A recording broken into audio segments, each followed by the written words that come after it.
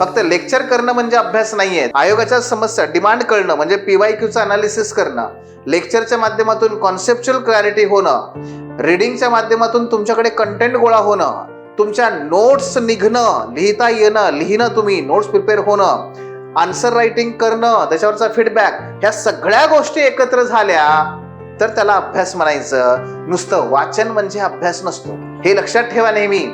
आणि म्हणून फक्त लेक्चर्सच्या बॅचेसला जॉईन केलं तर लेक्चरला 6-7 महिने लागतात, मग अभ्यासाला पुढे 6-7 महिने लागतात, आणि मग पुन्हा कमांड यायला पुढे आणखी 6-7 महिने लागतात. आहे का तुमच्याकडे 1.5 वर्ष? 1.5 वर्ष गेला बाजार, 1 वर्ष आहे का तुमच्याकडे? मे महिन्यापर्यंत तुमचा ऑप्शनल कव्हर व्हायला पाहिजे, तर तुम्हाला ॲडव्हान्टेज मिळणार आहे.